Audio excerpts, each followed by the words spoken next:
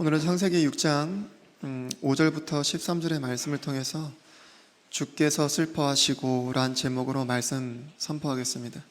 그럼 부제목으로는 심판에 관련된 내용이 들어가 있습니다. 저희가 지난 시간에요, 하나님의 아들들의 정체와 거인들에 대해서 살펴봤어요. 여러분, 하나님의 아들들이 누구였어요? 타락한 천사였다는 사실을 저희가 말씀을 통해서 확인했었는데, 왜 하나님의 아들들, 곧 그 타락한 천사들이 사람의 딸들과 결합했는가?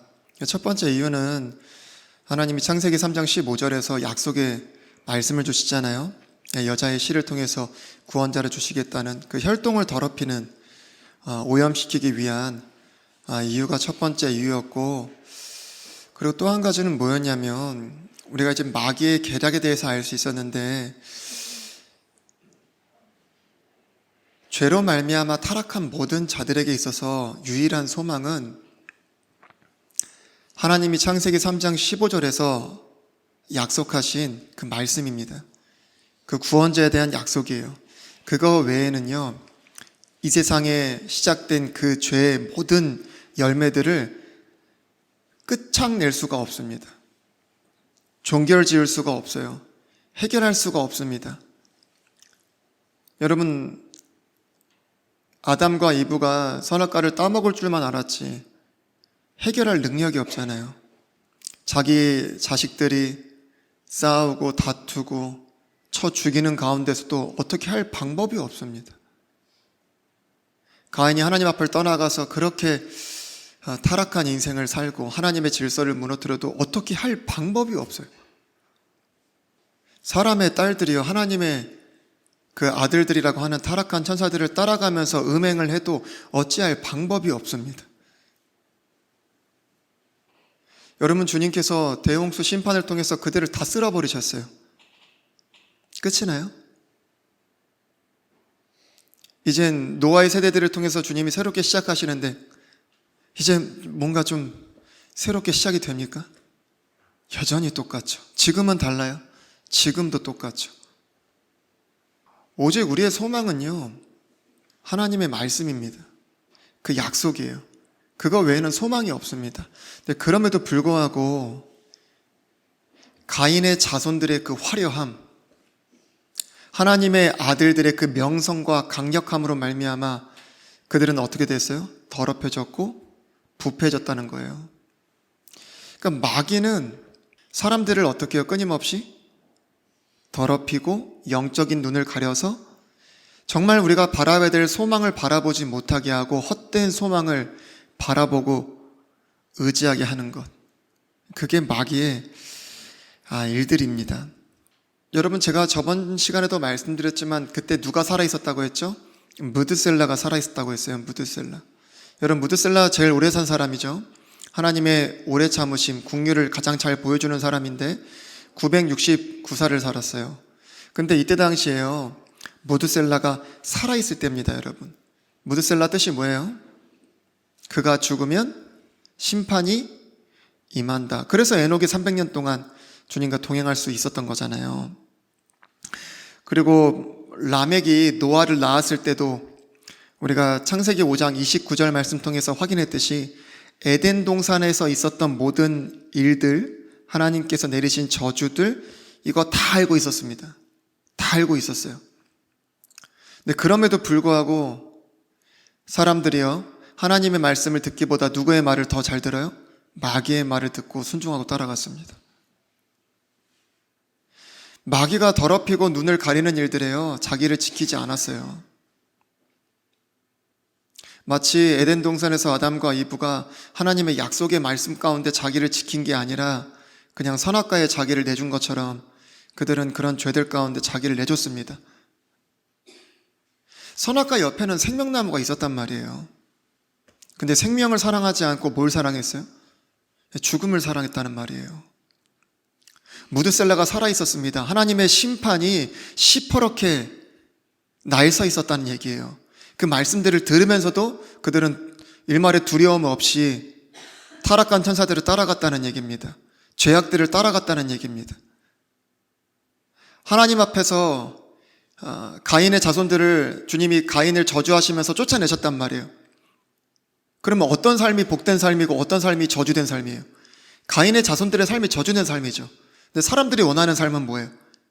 하나님 앞을 떠난 가인들의 삶, 그 삶이 더 좋은 겁니다. 더 화려한 거예요. 더 멋있는 겁니다. 결국에는 주님이 어떻게 하세요? 대홍수 심판을 결정하세요.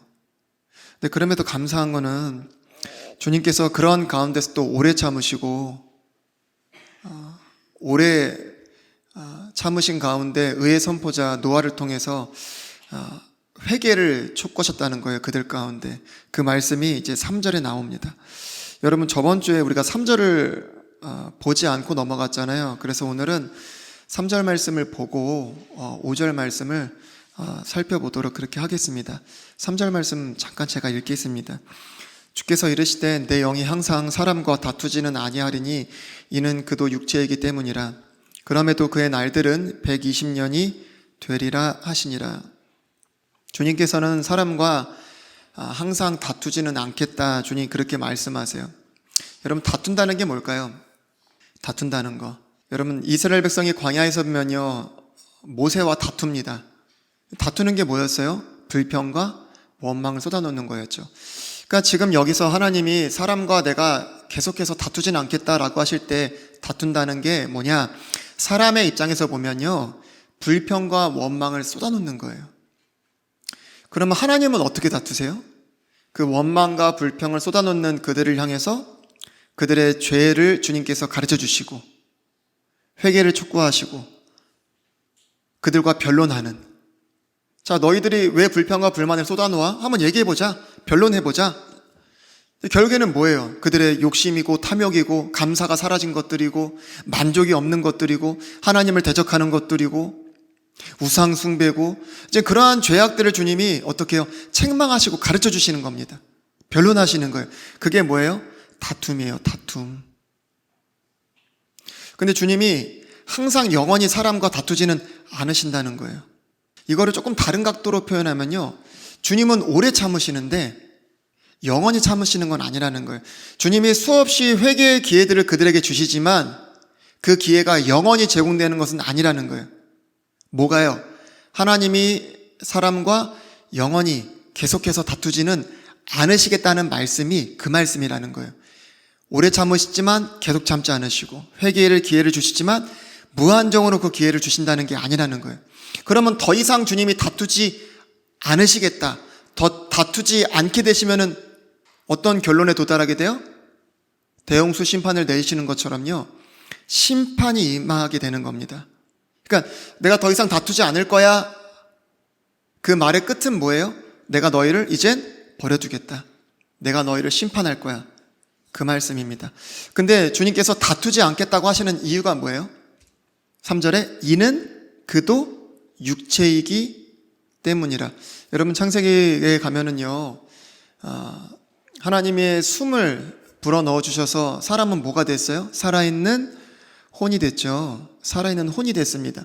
근데 여기서는 주님 뭐라고 말씀하세요? 이는 그도 육체이기 때문이라. 이게 타락이에요.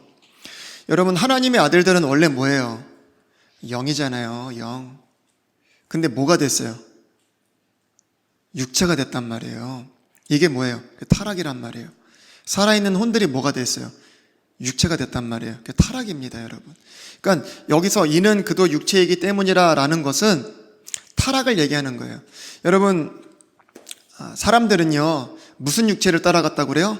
낯선 육체를 따라갔다는 겁니다. 소돔과 고모라의 주변 모든 도시들이요, 낯선 육체를 따라감으로 말미암아 음행했다 그래요. 그들과 하나됨으로 타락했다, 그렇게 이야기합니다. 한마디로 얘기하면요, 육체가 된 타락한 천사들을 주님이 더 이상 봐주실 수 없어서 어떻게 해요?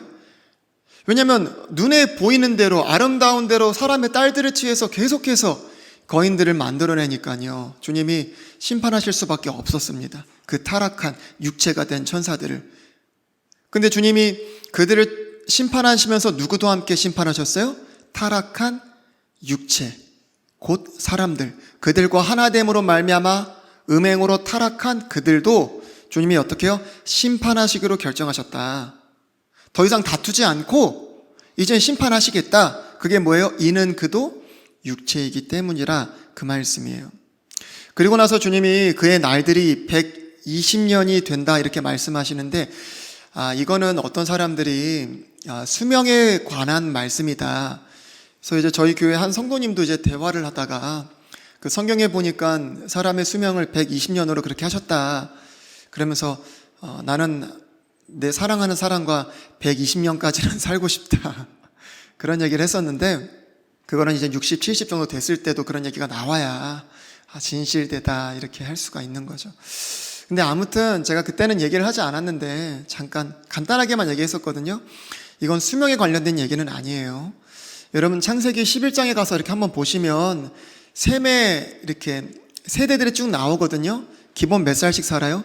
몇백 년씩 삽니다. 기본 몇백 년씩 살아요. 셈의 후손들이 다. 그러니까 이거는 수명에 관련된 얘기가 아닙니다. 여러분 시편 90편 15절인가요? 우리가 잘 아는 말씀이죠. 우리의 횟수들, 인생의 횟수들이 한 70 강건하면 어때요? 80. 요즘 약이 좋아져서 기본 100살. 그렇죠. 우리 홍건사님이 이제 좀 있으면 100살. 그렇죠. 그러니까 이거는 사실 수명에 대한 얘기는 아니에요. 그리고 또 한 가지 사람들이 얘기하는 게 뭐냐면 방주의 제작 기간이다 이렇게도 이야기해요. 여러분 노아가 그 몇 살에 아이들 낳았다고 그래요? 자식들? 500살에 낳았어요. 500살에. 그렇죠? 500살에 낳았는데 여러분 창세기 6장에 보면요. 주님이 언제 그 홍수에 대한 말씀을 해주세요? 노아의 자식들과 자부들, 그러니까 그 며느리들이 함께 그렇게 있을 때 주님이 말씀해 주신 거란 말이에요. 그때부터 방주를 제작한 거예요. 그럼 최소한 한 30살, 40살에 이렇게 결혼했다고 한다면 노아 몇 년에 홍수가 임하죠? 600살에 홍수가 임한단 말이에요. 그럼 500살에 애들이 태어나가지고 한 3, 40년 정도 뒤에 만약에 결혼해서 그때 주님이 방주 지어라 이렇게 말씀해 주셨다면 방주 제작 기간은 총 몇 년이에요? 대략 한 60년에서 한 70년 정도밖에 안 된단 말이에요. 그러니까 이거는 방주 제작 기간에 대한 말씀도 아니에요. 그럼 여기서 주님이 120년이라고 말씀하시는 거는 뭐예요? 유예 기간을 주신 거예요. 유예 기간. 여러분 주님은요 가인에게 저주와 심판을 내리시기 전에 누구를 통해서 주님이 먼저 말씀해 주세요? 아벨을 통해서 말씀해 주시잖아요. 그래서 아벨은 대언자예요. 아벨의 피부터 사가랴의 피까지 이 대언자입니다. 여러분 에녹도 뭐라고 했어요? 대언자였어요. 무드셀라 그가 죽으면 심판이 임한다. 주님 말씀해 주셨단 말이에요. 그렇기 때문에 300년 동안 동행할 수 있었잖아요. 에녹을 통해서요 선포가 됐단 말이에요. 주님의 심판에 대한 선포. 수백 년 전에. 그리고 무드셀라와 라멕을 이어서 베드로후서 말씀이었나요? 노아도 뭐라고 해요? 의의 선포자다. 주님 그렇게 말씀하세요. 그러니까 무드셀라와 라멕을 이어서요 계속해서 노아를 통해서 주님은 120년 동안 이 하나님의 심판에 대한 것들을 계속해서 전하게 하신 겁니다. 말씀을 선포하게 하신 거예요. 주님은 그들에게 계속해서 기회를 주셨던 겁니다. 근데 아마 사람들이요, 그 노아의 이야기들을 들을 때에, 심판에 대해서 들을 때에 그들이 뭐라고 생각했을까요? 여러분 요즘 이제 주님 오실 때가 얼마 안 남았다 막 밖에 나가서 한번 구미역에 가서 한번 선포해 보세요. 사람들이 뭐라고 할까요? 시한부 종말론이다. 미쳤다. 그렇게 하지 않겠어요? 그렇게 아마 여겨졌을 겁니다. 우리 5절 보겠습니다. 자, 하나님께서 사람의 사악함이 땅에서 크고 또 그의 마음에서 생각하여 상상하는 모든 것이 항상 악할 뿐임을 보시고, 여러분 6장 1절에 보면 사람들이 번성하기 시작했다 그렇게 주님 말씀하세요. 왜냐하면 일단 환경이 너무 좋고 사람들이 굉장히 오래 살았잖아요. 그러니까 지면에서 사람들이 번성하기 시작한 건 너무 당연한 거예요. 근데 두 부류의 사람들이 있었어요. 주의 이름을 부르는 사람들도 있었고 가인의 자손들이 속해서 타락한 자들도 있었어요. 근데 누가 많이 늘어나요? 6장 1절에서는 지면에 사람들이 번성했다고 했습니다. 근데 어떤 사람들이 번성했어요? 사악함이 땅에서 크고 또 그의 마음에서 생각하여 상상하는 모든 것이 항상 악할 뿐임을 보시고, 사람들이 번성할 때 이 땅에서는요, 어떤 사람들이 많아졌냐면 가인의 자손들과 같은 그런 자들, 타락한 자들, 악한 자들, 이런 자들이 훨씬 많아졌습니다. 주의 이름을 부르는 자들보다 그들이 훨씬 많았어요. 여러분, 예수님 믿는 사람 세상에 되게 많은 것 같죠? 전 세계 인구가 한 80억 정도 되거든요. 제가 한번 인터넷에 검색을 해보니까 기독교 인구가요, 한 9억 명 정도 되는 것 같아요. 9억 명 정도. 근데 여기는요, 뭐 그리스도의 정교회, 뭐 동방, 그리고 뭐 천주교 다 이렇게 들어가 있어요. 그러면 대략 제가 그냥 이렇게 계산을 조금 추정해보면요, 그 가운데서 우리가 소위 말하는 기독교, 개신교라고 할 수 있는 그런 사람들을 이렇게 추려내면요, 한 12%밖에 안 됩니다. 전 세계 인구 중에요, 한 12% 정도밖에 안 돼요. 근데 여러분, 그 중에서도요, 종교인들도 많잖아요. 잘못된 믿음을 가진 사람이나 그냥 복 많이 받는다, 잘 된다, 이래서 그냥 교회 다니는 사람도 많거든요. 그런 사람들 다 빼고 나면요, 이 세상에서요, 예수님 믿는 사람은 10%도 안 돼요. 10%도 안 됩니다. 항상 주의 이름을 부르는 자들은요, 소수예요. 항상 주님을 따르는 자들은요, 항상 남은 자들, 항상 소수입니다. 여러분, 아담 때부터요, 대홍수 때까지 한 1500년의 기간이 걸려요. 근데 이 오랜 시간 동안 계속해서 늘어나는 게 뭐예요? 죄와 불법. 제가 이렇게 전도를 해보면요, 사람들이 그런 얘기를 해요. 정말 평생을 너무나 착하고 선하게 사는 사람들이 너무 많아요. 그런 사람들을 가지고 이야기합니다. 아니, 저렇게 착한 사람들 천국에 가야 되지 않냐? 아니, 그런 사람들도 죄가 있지 않습니까? 아니, 사람이 털어서 먼지 안 나는 사람이 어딨냐? 그래도 이 정도 이렇게 착하게 살면은, 아니, 그런 사람들은 천국에 데려가야 되지 않겠냐? 근데 제가 그때 그런 얘기를 해요. 자, 예를 들어서 그런 사람을 천국에 들여보내주기로 했다고 칩시다. 근데 그런 사람들이요, 천국에 가면요, 천국에 금방 뭐가 될까요? 금방 지옥 돼버리죠. 우리가 지금 그걸 보고 있는 겁니다. 예, 아담 때부터요, 1500년이라는 시간이 걸렸는데 점점 뭐가 관영해져요? 죄와 불법이 관영해지는 겁니다. 주의 이름을 부르는 자들이 많아져요? 아니요. 천국은 금방 지옥이 돼버립니다. 여러분, 사람들은요, 자꾸 어떤 환경 때문이다, 사람들이 이렇게 악하게 사는 거, 이렇게 잘못되게 사는 거, 어떤 환경 때문이다, 어떤 상황 때문이다, 그렇게 이야기하는데 전혀 그렇지 않습니다. 주님이 뭐라고 그래요? 오늘 본문 5절에서요, 마음에서 생각하여 상상하는 모든 것이요, 항상 악하다는 겁니다. 여러분, 사람은 태어날 때부터 죄성을 가지고 태어나요. 여러분, 에덴 동산은 어땠어요? 최고의 환경이었습니다. 세상의 환경이었어요. 그때는 무죄 상태였습니다. 그럼에도 불구하고 어때요? 아담과 이브가 타락했단 말이에요. 그 결과는요, 천년왕국 때 다시 한 번 더 드러나게 돼요. 근데 아담이로 태어난 모든 사람들은 죄성을 가지고 태어납니다. 환경 때문이에요? 전혀 그렇지 않습니다. 그러니까 사람들은요, 항상 여러 가지 이유들을 대요. 사람이 악하고 또 세상이 악하고, 이런 세상의 모든 문제들, 뭐 환경 때문이다, 기후 때문이다, 뭐 정치적인 이념 때문이다, 여러 가지 이런 것들을 얘기하지만 근본 원인은 뭐 때문이에요? 사람의 사악함 때문입니다. 바로 죄 때문이에요. 예레미야 17장 9절에 가면요, 사람의 마음에 대해서 정의 내리는데, 사람의 마음은요, 모든 것보다 거짓되고 극도로 사악하니 누가 그것을 알 수 있으리요. 여러분의 마음이 좀 선하고 좀 괜찮다 이렇게 생각하신다면 대단한 착각입니다. 여러분의 마음 가운데 행여 그런 선한 마음들이 있다면 그건 여러분의 마음은 아닐 겁니다. 주님의 마음이겠죠. 믿지 않는 자들 가운데 그런 마음이 있다면 모르겠어요. 순간 포장지를 통해서 착각할 수는 있겠지만 그 마음의 근본을 들여다볼 수 있다면 기겁할 겁니다, 아마. 자, 마태복음 15장 18절, 20절에 보면요, 마음속에 있는 것들에 대해서 주님이 나열해 주시는데, 자, 19절 보니까 마음에서 악한 생각, 살인, 간음, 음행, 도둑질, 거짓 증언, 신성 모독,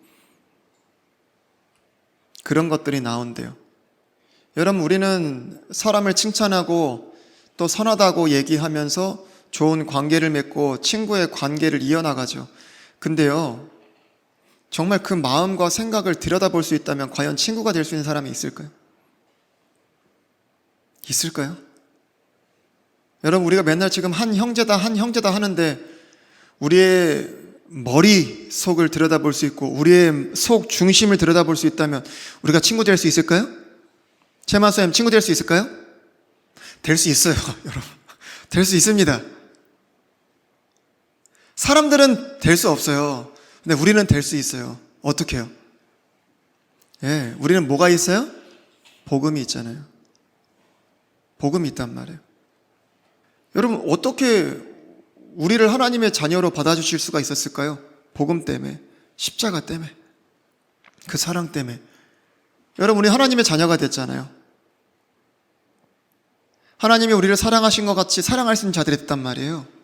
성령님을 통해서요, 로마서 5장에 가면은요, 하나님의 사랑이 넓게 부어졌다라고 했습니다. 우리는 서로의 속과 중심을 들여다보지 않아도요, 알아요. 우리 최만수 집사님 안에요, 악한 생각, 살인, 간음, 음행, 도둑질, 거짓 증언, 신성모독이 들어가 있습니다. 가득해요. 맞습니까? 정환수님 가득하시죠? 제 안에도 가득해요. 근데 저희는 친구로서 또 함께 할 수 있거든요. 왜요? 복음이 있기 때문에. 여러분, 중요한 건요, 사람은 변화될 수 없고 고쳐질 수가 없다는 사실이에요. 그러니까 변화될 수가 없다는 사실입니다. 그래서 어떻게 해야 돼요? 다시 태어나야 돼요. 그래서 주님도 우리를 고치신 게 아니라요, 죽이시고 다시 부활함으로 말미암아 새롭게 창조하셨다는 사실이에요. 여러분, 정말 예수 그리스도의 피로 씻겨지지 않고요, 이 더러움 사악함에서 벗어날 길이 없습니다. 그러니까 여러분, 교육이 좋아지면은 사람이 바뀔까요? 제도가 개선되면 될까요? 과학기술이 발전하면 될까요? 안 돼요. 사람에게 필요한 건 뭐예요? 구원입니다. 구원. 예수 그리스도의 피로 씻겨지고 이 멸망 가운데서 구원받는 것, 이거 말고는 답이 없어요. 6절 보겠습니다. 주께서 땅 위에 사람들을 만드신 것으로 인해 슬퍼하시며 또 그것으로 인해 마음에서 근심하시고, 여기서 슬퍼하시며 라고 하는 단어가 리펜트라는 단어예요. 리펜트. 이 단어의 뜻이 뭐냐면 후회하다, 회개하다, 이런 뜻입니다. 근데 후회하다, 회개하다라는 뜻뿐만이 아니라 단순히 마음을 돌이키다, 이런 뜻도 있어요. 여러분, 우리가 얼핏 그런 거 들어보신 적 있죠? 하나님은 후회하지 않으신다. 근데 또 어디서는 하나님은 후회하신다고 하셨던 것 같은데, 그 단어가 리펜트라는 단어예요. 여러분, 사무엘상 15장 29절에 가면요, 주님이 사울을 버리시기로 이렇게 작정하신 다음에 사무엘이 하나님에 대해서 뭐라고 얘기하냐면, 하나님은 한번 뜻을 정하신 다음에 그러한 뜻을 돌이키지 아니하신다, 그렇게 주님 말씀하세요. 여러분, 이 리펜트라는 단어를 사람 편에서 만약에 사용한다면요, 사람들은 날마다 뭐예요? 죄를 짓고 잘못을 저지르잖아요. 그렇기 때문에 뭐가 필요해요? 이 리펜트하는 게 필요하단 말이에요. 그래서 회개해야 되고 뜻을 돌이켜야 되고 그래야 됩니다. 근데 우리 하나님은 죄를 짓거나 불법을 행하시거나 실수하시거나 그래요? 그렇지 않으시잖아요. 그러니까 하나님 편에서 지금 리펜트 한다는 것은 지금 후회하고 회개하고 돌이킨다, 이런 뜻을 가진 이 단어, 리펜트라는 단어, 이게 지금 사람 편에서 말하는 리펜트는 아니라는 거예요. 하나님 편에서 리펜트라는 거는. 그럼 하나님 편에서 지금 슬퍼하신다, 후회한다, 돌이킨다라는 이 리펜트라는 뜻은 뭔가, 이런 거예요. 한마디로 정의하면은 하나님의 오래 참으심의 끝, 하나님의 깊은 슬픔, 이렇게 이야기할 수가 있어요. 이게 무슨 말이냐면, 제가 좀 전에 사무엘상 15장 29절에 대해서 말씀을 드렸잖아요. 사무엘상 15장 초반에 가면요, 11절에 이런 말씀이 있어요. 내가 사울을 왕으로 삼은 것으로 인해 슬퍼하노니 그가 나를 따르는 것에서 돌이켜 내 명령을 수행하지 아니하였느니라. 자, 제가 예를 들어 볼게요. 하나님께서 정하신 어떤 뜻이 있고 그에 따른 기준이라는 게 있어요. 근데 사람들은요, 그 뜻과 기준들을 쉽게 어깁니다. 근데 주님께서는 굉장히 오래 참으시잖아요. 근데 오래 참으시지만 계속 참지는 않으시잖아요. 회개의 기회들을 계속해서 주시지만 그 기회가 무한정으로 제공되는 건 아니란 말이에요. 그러면 아까 제가 뭐라고 말씀드렸어요? 하나님 편에서 리펜트라는 거는 오래 참으심의 끝, 깊은 슬픔이다 말씀하셨잖아요. 그럼 주님이 하나님의 그 뜻과 기준이 있는데 이것들을 사람들이 계속 어길 때 주님은 오래 참아주시지만 그것의 끝이 올 때가 있어요. 언제예요? 그때가 바로 리펜트예요. 주님의 그 마음을 어떻게 하신다? 돌이키신다. 그러니까 오래 참아주셨어요. 하나님의 뜻과 기준 가운데서 그들을 오래 참아주셨지만 그 뜻에서 돌이키실 때, 그 기준에서 돌이키실 때 주님이 어떻게 하신다? 그거를 후회하신다, 슬퍼하신다, 이렇게 말할 수가 있는 겁니다. 이해가 되시죠?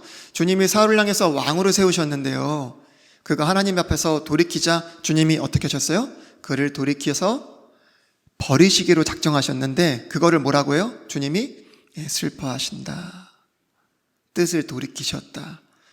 뭐 그냥 단어의 뜻만 가지고 얘기한다면 뭐 후회하셨다, 그렇게 볼 수 있는 거죠. 사람 편에서의 후회와 다른 겁니다. 주님이 처음에 창세기 1장에서요, 천지창조를 하셨잖아요. 주님이 처음 만드시고 뭐라고 하셨어요? 보시기에 심히 좋았더라. 근데 주님이 대홍수를 통해서 그 모든 지면에 있는 것들을 다 쓸어버리시기로 하셨습니다. 그때 주님이 뭐 하셨다고요? 슬퍼하셨다. 이해가 되시죠? 제가 지금까지는 인간이 갖고 있는 그 리펜트라는 단어, 그리고 하나님 편에서의 리펜트라는 단어를 제가 설명을 드린 거예요. 이해가 되시죠? 근데 실제 주님이 그때 감정은 어떤 감정이에요? 깊은 슬픔이에요. 그래서 제가 하나님 편에서의 리펜트라는 거는 오래 참으심의 끝과 더불어 또 무엇이다? 깊은 슬픔이다, 이렇게 말씀을 드린 거예요. 주님께서 오래 참으시는 가운데 뜻을 돌이키셔서 사울을 버리시기로 하셨던 것처럼 심히 보시기에 아름답다셨던 모든 지면을 대홍수로 쓸어버리실 때 주님이 리피트 하셨을 때 주님의 마음이 뭐예요? 깊은 슬픔입니다. 주님 너무너무나 실패하셨어요. 후회하셨다, 이렇게 표현할 수도 있겠죠. 7절을 보겠습니다. 주께서 이르시되 내가 창조한 사람들을 지면에서 멸하되 사람과 짐승과 기는 것과 공중의 날짐승까지 다 그리하리니 이는 내가 그들을 만든 것으로 인해 슬퍼하기 때문이라. 여러분, 사실 어떻게 생각해보면 주님이 슬퍼하실 이유가 있을까요? 모든 것을 아시고 모든 것을 하실 수 있는 분이신데 다 쓸어버리시고 그냥 새롭게 다시 만드셔도 되잖아요. 근데 우리가 도대체 뭐라고 주님께서 슬퍼하신다는 말씀일까요? 여러분, 주님이 굉장히 오래 참으셨죠. 한 1500년이라는 시간 동안 참으셨고 노아 때만 해도 120년이라는 유예 기간을 주님이 허락해 주셨어요. 그들이 참고 돌아오기만을, 주님이 참으시는 가운데 그들이 돌아오기만을 주님이 간절히 기다리셨던 겁니다. 여러분, 베드로서 3장 9절 말씀 우리 다 같이 한번 읽겠습니다. 시작. 오직 우리를 향하여 오래 참으사 아무도 멸망하지 아니하고 모두 회개에 이르시기를 원하시느니라. 여러분, 이것이 주님의 뜻이고 마음입니다. 사람들이 좀처럼 주님의 음성에 귀 기울이지 않았고 주님을 대적했어요. 여러분, 지금은 뭐가 다를까요? 지금은 저희 권사님들 세대는 아시겠지만 1980년대 중반쯤이었나요? 그 빌리 그레이엄 목사님이 그 여의도 광장에 오셨었잖아요. 그때 빌리 그레이엄 목사님이 이런 말씀 하셨었어요. 1800년대 그 중반 그쯤 미국을 향해서 주님께서 지금 타락한 저 미국을 심판하지 않으신다면 소돔과 고모라를 향해서 사과하셔야 될 거다. 그러니까 소돔과 고모라를 주님이 심판하셨잖아요. 근데 그때 당시에 미국이 너무나 타락했기 때문에 그거 주님 지금 심판하지 않으시면 소돔과 고모라를 향해서 사과하셔야 된다. 이렇게까지 말씀하셨습니다. 예전에. 여러분, 지금은 그때와 생각하면 어떻죠? 지금 말로 할 수 없을 정도로 타락한 시대입니다. 지금도 주님의 마음은 어때요? 지금 주님의 감정이 어때요? 너무나 슬프시겠죠. 여러분, 에베소서 4장 30절에 가면요, 하나님의 거룩한 영을 슬프게 하지 말라 그럽니다. 그분으로 말미암아 너희가 구속의 날까지 봉인되었다고. 여러분, 우리라도 주님을 슬프게 해서는 안 되는 겁니다. 그리고 7절을 다시 한번 보시면 이 땅에 내리시는 주님의 심판이 사람들에게 뿐만이 아니라 그 짐승들에게도 임했다는 사실을 우리가 알 수 있어요. 왜 그렇죠? 하나님이 모든 만물의 통치자, 이 땅의 지배자로서 누구를 세우셨기 때문에 그래요? 땅의 지배자로 사람을 주님께서 세우셨기 때문에 이 심판이 그 사람들뿐만이 아니라 짐승들에게까지도 임하게 된 겁니다. 그래서 지금 창조물들은요, 허무한데 굴복하면서 탄식하고 있잖아요. 우리 로마서 8장 말씀 잘 알고 계시죠? 하나님의 아들들이 나타날 때 그 짐승들의 탄식은 끝이 나게 되어 있어요. 자, 창조물들이 간절히 기대하며 기다리는 바는 하나님의 아들들이 나타나는 것이니라. 여러분, 천년왕국 때 하나님이 지금 아들들이 나타나는 때는 언제예요? 주의 천사들이 나타날 때인데 주님이 재림을 얘기합니다. 주님 다시 오실 때요, 이 땅에 하나님의 왕국, 천년왕국이 세워질 때 모든 것이 회복이 됩니다. 여러분, 사막이나 광야가 없어지고요, 그 다음에 가시와 엉겅퀴를 땅이 내지 않게 됩니다. 그리고 짐승들이 서로 잡아 죽이고 하는 그런 일들이 없어요. 해를 끼치거나 하는 그런 일들이 없어집니다. 우리 8절 말씀 보겠습니다. 그러나 노아는 주의 눈에 은혜를 입었더라. 여러분, 성경에서 은혜라는 단어가 처음 나와요. 이거는 우리가 은혜로 주님 앞에 구원을 받는다는 이 원형을 잘 나타내 보여주는 겁니다. 은혜라는 게 처음 나와요, 여기에. 사람이 구원받는 모든 것은 자신의 행위가 아니라 전적으로 뭐예요? 하나님의 은혜입니다. 은혜. 여러분, 노아가 물에서 구원받을 때 뭘로 구원받았어요? 은혜로 구원받았어요. 여러분, 롯이요, 불에서 구원받을 때 전적으로 뭘로 구원받았어요? 은혜로 구원받았습니다. 창세기 19장 19절 보겠습니다. 자, 이제 보소서 주의 종이 주의 눈앞에서 은혜를 입었고 또 주께서 주의 국류를 내게 넘치게 하사 내 생명을 구원하심으로 국류를 베푸셨나이다. 이거 롯이 한 말이거든요. 성경에 은혜가 첫 번째로 나온 데가 어디예요? 오늘 지금 본문에 나오는 창세기, 모세고, 두 번째 은혜가 나오는 데가 어디예요? 롯입니다. 지금 우리가 읽었던. 그러니까 물에서 구원을 받는 노아도, 불에서 구원을 받는 롯도 마찬가지로 모두가 구원받는 것은 뭐예요? 하나님의 전적인 은혜로 구원받는 겁니다. 9절 보겠습니다. 자, 노아의 세대들은 이러하니라. 노아는 의인이요 그의 세대들 가운데서 완전한 자더라. 그가 하나님과 함께 걸었더라. 여러분, 노아가 완전한 자였기 때문에 구원을 받았다, 그런 얘기가 아닙니다. 그러니까 지금 여기서 완전하다라는 말이 죄가 없다, 죄가 없는 완전한 자였기 때문에 구원받았다, 그런 얘기는 아닙니다. 여러분, 성경에서 완전하다라고 말하는 정의를 저희가 조금 알 필요가 있어요. 여러분, 노아는 그 세대들 가운데 완전한 자였어요. 구약에 3대 의인이 있어요. 누구죠? 다니엘, 욥, 노아죠? 그 중에 하나입니다.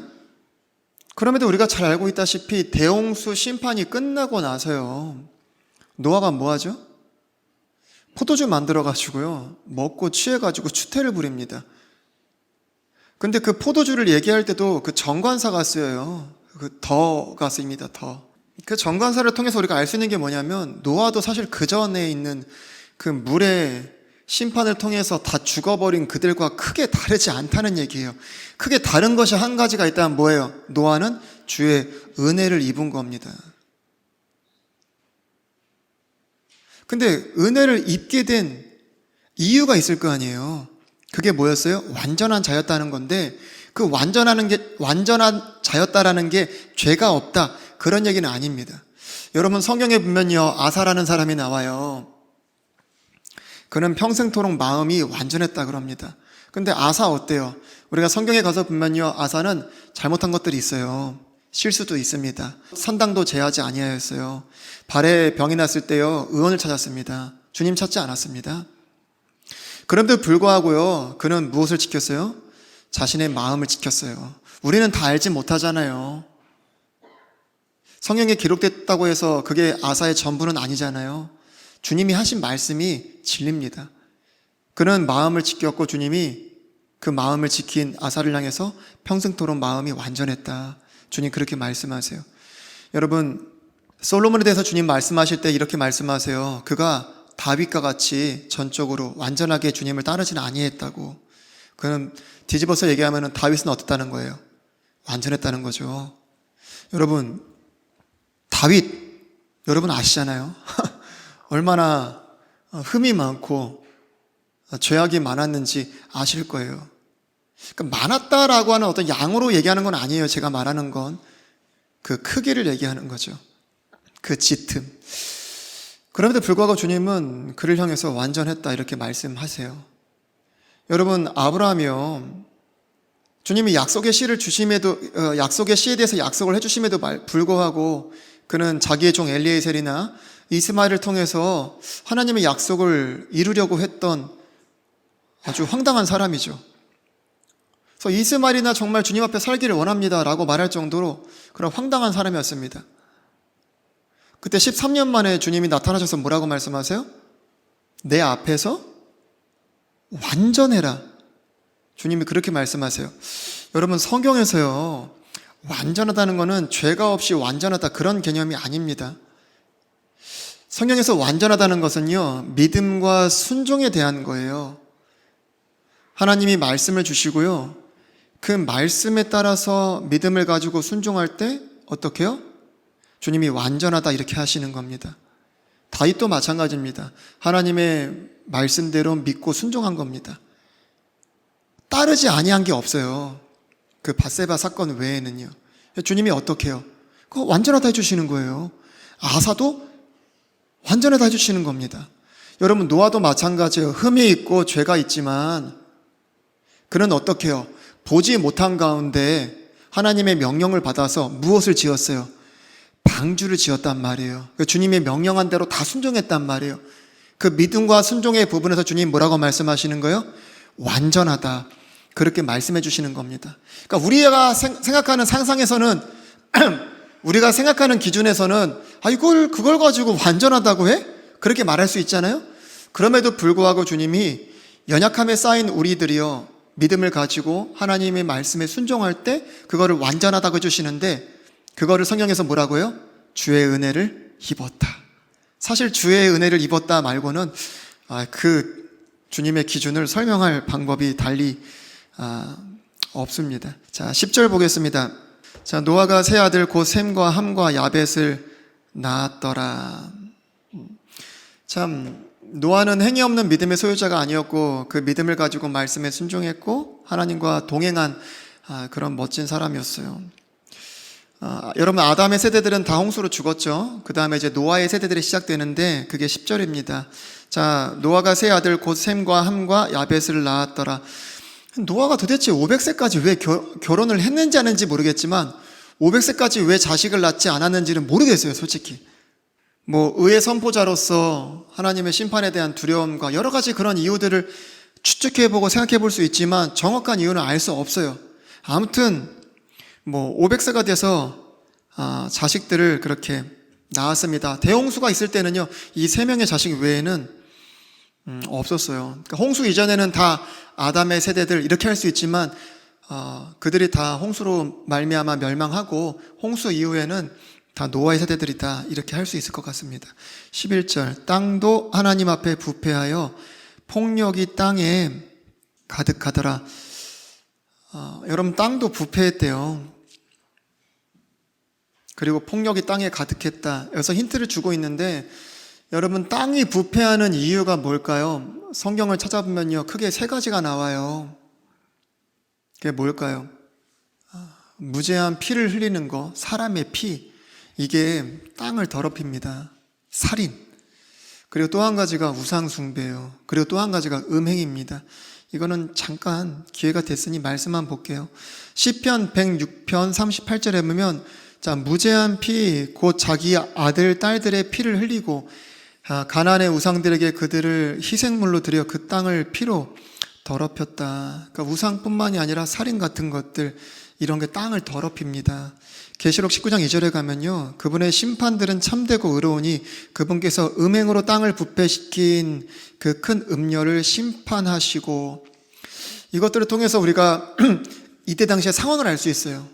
이때 땅이 부패했다고 했잖아요. 그러면 이때 당시에 뭐가 가득했다는 걸 알 수 있어요? 살인이나 폭력이나 음행이나 우상숭배 이런 것들이 가득했다는 그 사실을 우리가 알 수 있습니다. 누가 땅을 그렇게 만들었다고요? 이 땅에 있는 모든 육체들. 12절입니다. 자, 하나님께서 땅을 보시니 보라 그것이 부패하였더라. 이는 땅 위에서 모든 육체가 자기의 길을 부패시켰기 때문이라. 여러분 여기서 모든 육체라는 게 사람만 언급하는 게 아니에요. 모든 육체라고 하잖아요. 모든 육체. 그럼 뭐예요? 하나님의 아들들이 타락함으로 말미암아 뭐가 됐다고 그랬어요? 이는 그도 육체라. 육체가 됐단 말이에요. 그 육체도 포함이 되고 또 사람의 딸들도 포함이 되고 그 사이에서 나온 모두 거인들도 포함이 되고 거기에 동조한 모든 사람들이 여기서 말하는 모든 육체입니다. 그들이 자기의 길을 어떻게 했다는 거예요? 부패시켰다는 거예요. 살인과 폭력과 음행과 우상숭배와 이런 것들로 말미암아 더럽힌 겁니다. 그러니까 그때 당시에는 강력한 힘과 권세가 뭐예요? 능력이 뭐예요? 바로 이런 것들이란 말이에요. 얼마나 더 사람을 많이 죽일 수 있나? 그렇지 않겠어요? 얼마나 더 많은 일부 다처제를 갖느냐, 얼마나 더 많은 여인들을 가질 수 있느냐. 여러분 거인들이 닥치는 대로 그냥 원하는 대로 사람의 딸들을 어떻게 취할 수 있습니까? 강력한 능력과 힘이 있기 때문에 그래요. 지금도 일부 다처제를 갖고 있는 종족들은 마찬가지죠. 능력이 있고 힘이 있어야 되는 거죠. 그러니까 서로 오늘도 기도 때 그런 말씀 하셨지만 세상 가운데 자기를 드러내고 싶고 자기를 과시하고 싶고 그러면 어떻게 해요? 그런 사람들이 늘어날 때마다 이런 일들이 더 만연하게 나타날 수밖에 없는 것이죠. 자, 13절 보겠습니다. 마지막 절에요. 하나님께서 노아에게 이르시되 모든 육체의 끝이 내 앞에 이르렀으니 이는 땅이 그들로 인해 폭력으로 가득하기 때문이라. 보라 내가 그들을 땅과 함께 멸하리라. 이런 말씀들을 읽어보니까 처음에 주님이 슬퍼하셨다라고 말씀하신 게 이해가 되죠? 왜 오래 참으심의 끝이라고 얘기했는지 이해가 되시죠? 그때 주님의 감정이 왜 기쁜 슬픔이셨는지 이해가 되시죠? 여러분 주님께서 결국엔 모든 것들을 땅과 함께 다 멸하시겠다 이렇게 결론을 내리셨어요. 근데 이 말씀을 17절에서 한 번 더 말씀하십니다. 우리 17절 한 번만 더 같이 읽어볼게요. 보라 나 곧 내가 땅 위의 물들에 홍수를 일으켜 속에 생명의 숨이 있는 모든 육체를 하늘 아래에서 멸하리니 땅에 있는 모든 것이 죽으리라. 여러분 13절에서 말씀하시고 17절에 또 말씀하세요. 주님의 의지는 굉장히 확고하고 이거를 돌이킬 수 없습니다. 누구도. 근데 이 사실을 누구에게 주님 말씀해 주셨어요? 노아에게 말씀해 주셨어요. 왜 말씀해 주셨을까요? 그들이요 회개하고 돌이키기를 주님께서 원하셨기 때문에요. 이 심판의 소식을 듣고요 그들이 회개하고 돌이키기를 원하셨기 때문에 주님이 노아에게 말씀해 주신 겁니다. 그를 의의 선포자로 삼으신 겁니다. 아니, 목사님 주님이 이렇게 두 번이나 말씀하신 건 바꿀 수가 없잖아요. 저도 얼핏 들어서 알아요. 이거 주님 정하신 건데 이거 안 되잖아요. 여러분, 예레미야 26장 3절 말씀입니다. 자, 만일 그들이 귀를 기울이고 각 사람이 자기의 악한 길에서 돌아서면 그들의 악한 행위들로 인하여 내가 그들에게 행하려고 작정하는 재앙에서 내가 뜻을 돌이키리라. 이게 우리 주님이세요. 요엘서 2장 13절 말씀 하나만 더 보겠습니다. 너희 옷을 찢지 말고 너희 마음을 찢으며 주 너희 하나님께 돌아올지어다. 그분은 은혜로우시며 국률이 많으시며 분노하기를 더디하시며 큰 친절을 베푸사 재앙에서 뜻을 돌이키시나니. 여러분, 그 누구도 하나님이 정하신 심판을 돌이킬 수는 없어요. 막을 수 없습니다. 그럼에도 불구하고 회개하고 돌이킬 때 그 심판을 피할 수 있다는 그 사실을 잘 보여줘요. 대표적으로 성경에서 그러한 예가 있습니다. 누구죠? 여러분, 주님께서요, 요나에게 왜 니느웨를 향한 심판을 선포하게 하셨죠? 이유는 똑같죠. 그들이 회개하고 돌이키게 하시기 위해서 요나에게 니느웨의 심판을 주님이 선포하게 하신 겁니다. 실제로 여러분, 요나서 3장 10절에 보니까요, 하나님께서 그들이 행한 일 곧 그들이 자기들의 악한 길에서 돌이킨 것을 보시고 재앙, 즉 친히 그들에게 행하리라고 말씀하신 그 재앙에서 하나님께서 뜻을 돌이키사 그것을 행하지 아니하시니라.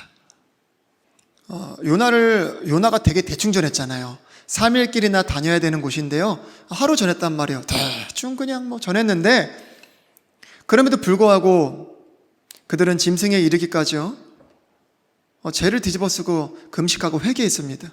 그때 주님께서요, 어떻게 하셨어요? 뜻을 돌이키시고요, 재앙을 내리지 아니하셨습니다.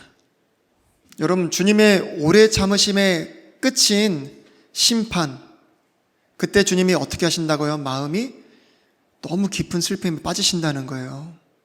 여러분, 그 주님의 후에 주님의 그 슬픔이 다시금 기쁨이 될 때가 있어요. 그때가 언제라고요? 죄인들이 그 죄악에서 돌이키고 회개할 때. 여러분, 아합이요, 그 나봇의 포도원을 갖고 싶어서요, 나봇을 죽이고 이제 포도원을 채하려고 막 신나게 뛰어가고 있었어요. 근데 그때 누구를 만나요? 주님이 엘리야를 딱 보내주셔서요, 그 타이밍에 딱 아합을 만나게 하세요. 근데 그때 엘리야를 통해서 이 아합에게 주님이 아합 집안에 이제 심판과 재앙을 내리시기로 선포하게끔 하세요. 그때 아합이 그 얘기를 듣고 어떻게 해요? 예, 주님 앞에서요, 정말 회개하면서 천천히 걸음도 걸으면서 주님 앞에 겸손히 행합니다. 그때 주님이요, 얼마나 기쁘셨는지 그 기쁨을 함께 엘리야에게 나누자고 하세요. 엘리야야, 엘리야야, 내 종 아합을 한번 봐봐. 못 알아보라고 하세요. 주님의 그 기쁨, 마치 어린아이처럼 기뻐하시는 그 기쁨을 엘리야와 함께 나누고 싶으셨던 겁니다.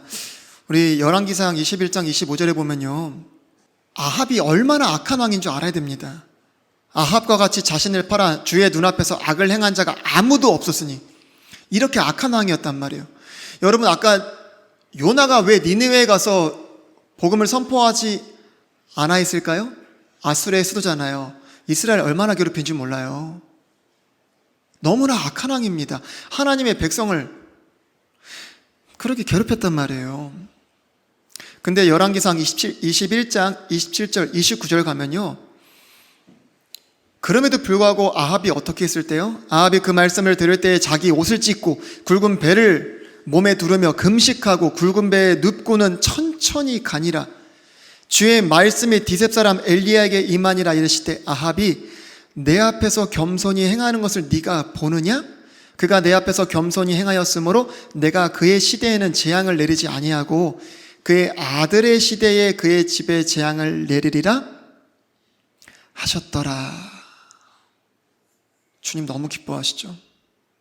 여러분, 작정하고 주님께서 내리시기로 결론한 그런 심판 가운데서도 우리가 회개하고 돌이키면 주님이 어떻게 하세요? 그 재앙을 돌이키시고요, 오래 참으심의 끝인 그 심판 속에서도요, 주님의 기쁨, 슬픔 속에서도 이게 기쁨으로 돌아올 수 있는 방법이 뭐라고요? 회개하고 돌이키는 겁니다. 여러분, 그러면 이 주님의 후회, 기쁨, 슬픔 가운데서 주님의 기쁨을 위해 우리가 해야 될 일이 뭐예요? 여기서부터가 사실 정말 중요합니다. 우리가 해야 될 게 뭐예요? 주의 심판을 선포해야 돼요. 그들을 향해서요, 회개의 복음을 선포해야 됩니다.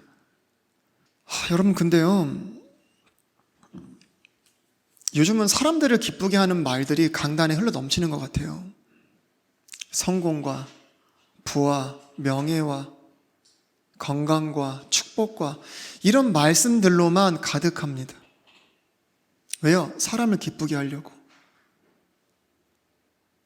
뭐가 선포되어야 된다고요? 회개의 복음과 주의 심판이 선포가 되어야 됩니다.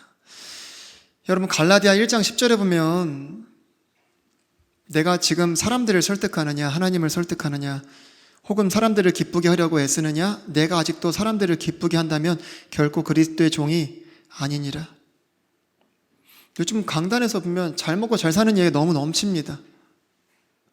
조금만 죄에 대해서 책망하고요, 주의 심판에 대해서, 절제에 대해서 선포하면요, 사람들 너무너무 싫어합니다. 대부분의 많은 종들이요, 그런 것들 때문에요, 사람들을 기쁘게 하려고 잘못된 것들을 선포하는데, 아무리 그렇게 선포해도 주님의 기쁨, 슬픔과 후회가 사라지지 않습니다. 주님의 기쁨으로 바뀌지 않는다는 사실이에요. 그러니까 누구를 기쁘게 할 건지, 내가 무엇을 전해야 될지 깊이 생각해야 됩니다. 여러분, 바울은요, 벨리스 총독 앞에서 다가올 심판에 대해서 선포했습니다. 사도행전 24장 25절. 바울이 의와 절제와 다가올 심판에 대하여 강론하니 벨릭스가 떨며 응답하되. 여러분, 바울은 이때 당시에 뭐를 전해야 될지 분명히 알고 있었습니다. 뭘 전했어요? 다가올 심판에 대해서 전했단 말이에요. 그것을 준비하기 위해서 절제, 그리고 심판에서 구원받기 위한 그거를 선포했습니다. 여러분, 우리도 그래야 돼요. 좀 결론을 우리가 내리자면, 여러분, 마지막 시대에 누구 때와 같다고 그래요? 노아의 때와 같다. 주님 그렇게 말씀하세요. 근데 노아의 때요, 에녹부터 시작해서 주님은 끊임없이 그들에게 주의 심판과 회개를 촉구하시는 하나님의 말씀들을 선포하게 하셨어요. 근데 그 말씀을 듣고 구원받은 사람은 누구밖에 없었어요? 노아의 가족 8명 외에는 없었습니다, 여러분. 여러분, 지금 저희 시대가 만약에 노아의 마지막 시대라고 한다면요, 지금 우리가 해야 될 거는 노아와 같이 이 주의 심판과 회개의 복음을 선포해야 됩니다. 그런데 사람들이 많이 듣고 회개할까요? 만약에 정말 우리의 시대가 노아의 시대와 같다면 말씀을 듣고 회개하고 돌이키는 자들은 극히 작을 겁니다. 우리가 성경적으로 본다면 그럴 거예요. 극히 작을 거예요, 여러분. 근데 하나님의 말씀을 듣고 주님을 믿게 되는 거는요, 굉장히 복 있는 겁니다, 여러분. 이렇게 주님께서 오래 참으시는 가운데 수많은 대언자들을 통해서 하나님의 말씀을 통해서 주님을 믿게 하시는데, 그거 믿어진다면 복이죠. 근데 이렇게 말씀을 통해서 주님을 믿지 못할 때 주님은 참 슬퍼하시죠. 근데 그 슬픔 가운데 주님이 자기 자신을 믿게끔 하기 위해서 자기 자신을 계시하시는 방법이 있는데, 그게 뭐예요? 심판입니다. 그 심판 가운데 주님을 그들은 알게 돼요. 알 수밖에 없습니다. 그러니까 말씀을 통해서 주님을 믿지 않는 자들은 무엇을 통해서 주님을 믿게 된다? 심판을 통해서 믿게 된다. 제 얘기가 아니에요. 에스겔서 11장 10절에 보면, 자, 너희가 칼에 쓰러지리라. 내가 이스라엘의 경계에서 너희를 심판하리니 내가 주인 줄을 너희가 알리라. 에스겔 25장 11절. 또 내가 모압 위에 심판을 집행하리니 내가 주인 줄을 그들이 알리라. 근데 여러분, 그 심판 속에서 주님을 안들 그때는 이미 늦어버립니다. 지금 기회가 있을 때. 여러분, 무작정 영원히 기회가 주어지는 게 아니잖아요. 기회가 있을 때 회개하고 돌이켜야 됩니다, 여러분.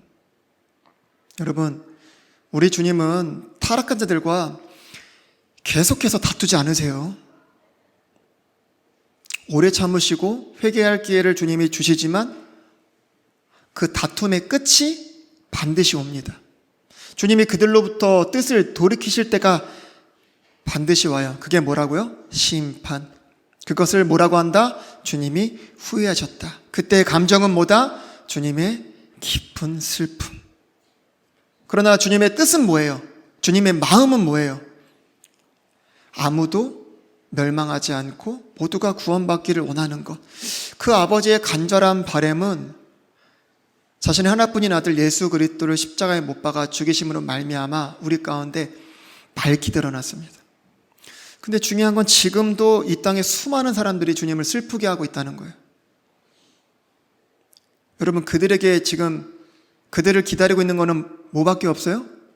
주님의 맹렬한 진노와 심판 외에는 없습니다.